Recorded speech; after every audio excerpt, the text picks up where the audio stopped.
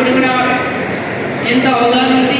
ఇక్కడ అందరూ జనాలు కూడా గుర్తుపడతారు, పబ్లిక్ లీడర్లు అందరూ గుర్తుపడతారు. కాబట్టి ఇక్కడ మేము లోకల్ కాబట్టి తప్పకుండా మీకు అందుబాటులో ఉంటాం. మేము ప్రజల మనుషులం అనేది కూడా ప్రజలందరూ తెలుసు. ఏదో ఎంపీ కావాలి, ఏదో అనుభవించాలని కాదు. అసలు మేము కూడా ప్రజలకు సంబంధించి నిజంగా ఇక్కడ నిలబడ్డామంటే మీకు కోరినందుకే రావడం జరిగింది. కాంగ్రెస్ సీనియర్ నాయకులు కానీ కాంగ్రెస్ కార్యకర్తలు కానీ కోరినందుకే నేను ఎంపీ నిలవడం జరిగింది. కాబట్టి తప్పకుండా మీకు అండగా ఉంటాం. మీరు మాత్రం ఇప్పుడున్న ఎన్నో పార్టీలు చెప్తారు వాళ్ళకి లోకల్ గారు ఇల్లు లేదు ఇక్కడ అంటారు. హైదరాబాద్లో ఎక్కడైనా కొనుక్కోవచ్చు, ఎవరైనా ఇల్లు కట్టుకోవచ్చు, అంత మాత్రమే లోకల్ కాదు. ఎక్కడి నుంచో ఆంధ్రాలో వచ్చి సెటిల్ అయిన వాళ్ళు ఇక్కడ ఇల్లు కట్టుకుంటారు. కానీ ఓటు మాత్రం అక్కడ వాళ్ళ ఊళ్ళోనే వెళ్ళి ఓట్లు వేస్తారు ఆంధ్ర వాళ్ళు. అట్లాంటిది మనం హైదరాబాద్ నుంచి వచ్చి ఎక్కడి నుండి రంగారెడ్డి డిస్ట్రిక్ట్ నుంచి వచ్చి వేరే డిస్ట్రిక్ట్ నుంచి వచ్చి నల్గొండ కానీ ఇక్కడ వేరే డిస్ట్రిక్ట్లో కరీంనగర్ నుంచి వచ్చి ఇక్కడ వచ్చి హైదరాబాద్లో కట్టుకున్నంత మాత్రాన లోకల్ కాదు. కాబట్టి వాళ్ళని నాన్ లోకల్ అని నేను కూడా మీకు ఒకసారి తెలియజేస్తున్నాం. ఎందుకంటే ఈసారి కూడా ఎంపీ కూడా కష్టపడితే తప్పకుండా మీకు ఫ్యూచర్లో మనకి ఎలక్షన్స్ వస్తున్నాయి. లోకల్ బాడీస్ కానీ ఇంకా కార్పొరేషన్ ఎలక్షన్స్ కానీ ఇంకా అన్ని ఎలక్షన్స్ వస్తున్నాయి. కాబట్టి దాంట్లో కూడా ఫలితాలు సాధించాలంటే మనం ఇప్పుడు పని చేస్తే తప్పకుండా మీకు గుర్తింపు ఉంటుంది. ఇప్పుడు పని చేయకపోతే మళ్ళీ గతంలో 10 సంవత్సరాలు గవర్నమెంట్లో లేని పక్షంలో మీకు ఎలాంటి పదవులు లేవు. కాబట్టి మీకు ఈసారి కూడా పదవులు కోల్పోవడం ఖాయం. కాబట్టి మీరు బాగా కష్టపడితే తప్ప మీరు ఫ్యూచర్లో మీకు మంచి పదవులు రావు. కాబట్టి ఈసారి ఎంపీ మనం గెలిపించుకుంటే తప్పకుండా నా సహకారం కూడా ఉంటుంది. లోకల్ బాడీస్లో నేను కూడా మీరు నిలబడ్డప్పుడు తప్పకుండా వచ్చి క్యాండిడేట్ చేస్తాం.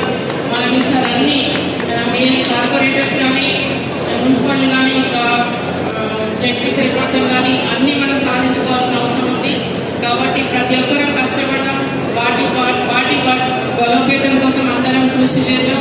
కాబట్టి నేను ఒకటి కోరుతున్నా, కాంగ్రెస్ పార్టీలో ఎందుకు చేసినంటే కాంగ్రెస్లో రిలీజన్లో కానీ జెండర్లో కానీ ఎలాంటి తేడాలు ఉండకుండా కుల మత భేదాలు లేకుండా ఈక్వాలిటీ ఉంటుందనే ఉద్దేశంతో కాంగ్రెస్ పార్టీలో చేరడం జరిగింది.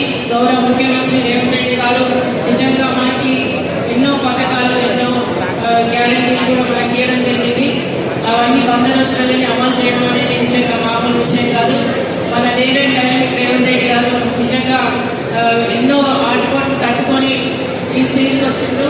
అదే కార్యకర్తలను కోరేది ఏంటంటే ఏదైనా కూడా కష్టపడితే ఫలితం సాధించలేనిది ఏది ఉండదు.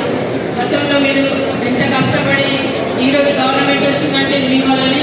కానీ గుర్తులకు కొంత మెజార్టీతో హనుమంత్ రెడ్డి గారు ఓడిపోవడం అనేది కొంత అది మీ తప్పు కాదు, అదేదో పొరపాట్లు అయింది. కానీ నిజంగా మీరంతా మెజార్టీ ఈ కార్యక్రమానికి రావడం చాలా సంతోషంగా ఉంది. ముఖ్యంగా ఇంత పెద్ద ఎత్తున గుర్తులలో గతంలో నేను జేపీ చైర్పర్సన్గా ఉన్నప్పుడు కూడా ఏ ప్రోగ్రామ్ పెట్టినా కూడా చాలా మంది అటెండ్ అవుతారు.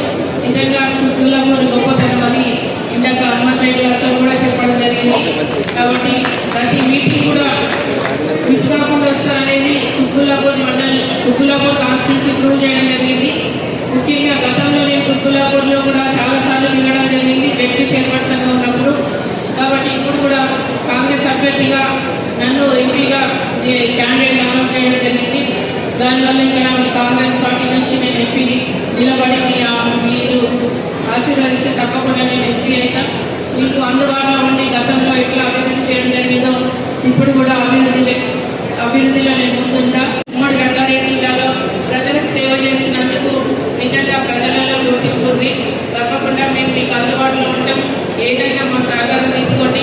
గవర్నమెంట్ మన గౌరవ ముఖ్యమంత్రి రేవంత్ రెడ్డి గారు మనకి ఎన్నో పథకాలు కూడా ఇవ్వడం జరిగింది.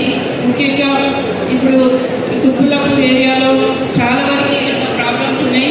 గవర్నమెంట్ ముఖ్యమంత్రి దృష్టికి తీసుకెళ్ళి నేను గెలిచినాక ఈ సమస్యలు తప్పకుండా సాల్వ్ చేస్తానని హామీ ఇస్తున్నాం. ఒకటి నిజాంపేట్ మున్సిపల్ పరిధిలో SLDF 4 పనులు కాచుపల్లిలు గండి మైసమ్మ ఫ్లైఓవర్ బ్రిడ్జ్ కూడా పనులు ప్రత్యేక శ్రద్ధతో దాన్ని కంప్లీట్ చేసే బాధ్యత గవర్నమెంట్ ముఖ్యమంత్రి గారి దృష్టికి